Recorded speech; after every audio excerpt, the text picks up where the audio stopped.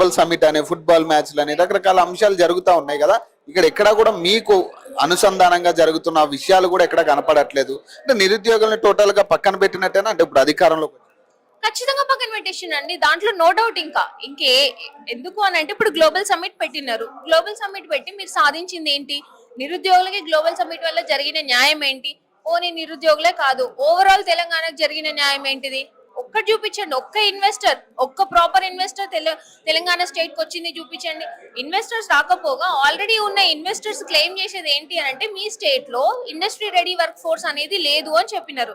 దానికి మీరు ఏం ఇనిషియేటివ్స్ తీసుకుంటారో మాకు చెప్పండి, దానికి అకార్డింగ్ గా మా ఇన్వెస్ట్మెంట్స్ ఉంటాయనేసి అన్నప్పుడు అంత క్లియర్ ఇన్స్ట్రక్షన్ మనకి ఇన్వెస్టర్స్ నుంచి వచ్చినప్పుడు గవర్నమెంట్ ఎంత కీన్ అబ్జర్వేషన్, ఎంత బాగా ఆలోచించి ఒక ఇనిషియేటివ్ ని డెవలప్ చేయాలి. అట్లాంటివి ఏవీ లేవు. అవి లేనప్పుడు మీరు అన్ని వందల కోట్లు ఖర్చు పెట్టి మీరు చేస్తున్నది ఏంటి? ఈ 100 కోట్లన్నీ అప్పు తెచ్చి పెడుతున్నారు. దాన్ని రేపు పొద్దున ఎవడు కట్టాలా? మేమే కదా కట్టాల్సింది. మాకు ఉద్యోగం లేదు ఇప్పుడు. మీరు పెట్టే వృధా ఖర్చులకి పైనంగా ఇప్పుడు నుంచి మా ఫినాన్షియల్ బర్డెన్, మళ్ళీ మీరు మాకు ఫినాన్షియల్ బర్డెన్ వేస్తారు.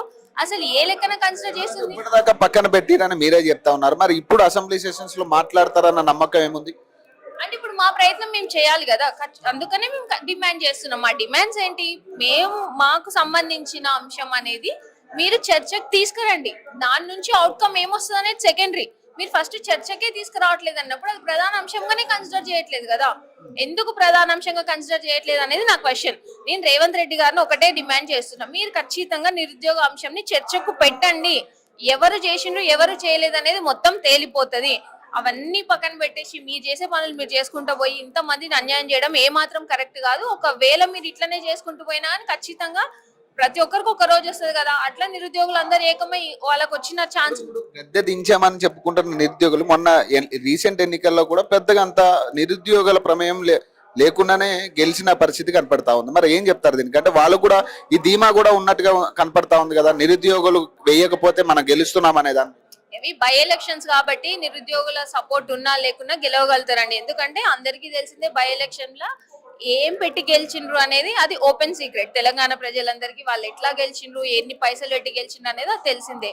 అధికారం వాళ్ళ చేతిలో ఉంది, దేన్ని ఎంతవరకు కట్టడి చేయాలో వాళ్ళ చేతిలోనే ఉంది. కాబట్టి బై ఎలక్షన్స్ అనేవి ఈజీ అవుతాయి ప్రభుత్వానికి గెలవడానికి. సో మేము పెద్ద కన్సిడర్ చేయలేదు. కానీ మా నిరుద్యోగుల ఎజెండా ఒకటే ఉండే, మా అంశం అనేది ఒకటి ఉంది అనే తెర మీదకి తీసుకురావాలనుకున్నాం, మేము తీసుకొచ్చినాం. అయినా కూడా రేవంత్ రెడ్డి గారు కళ్ళు తెచ్చుకోలేదు అని అంటే వెరీ క్లియర్. ఏంటి అని అంటే ఆయనకు అవసరం లేదు.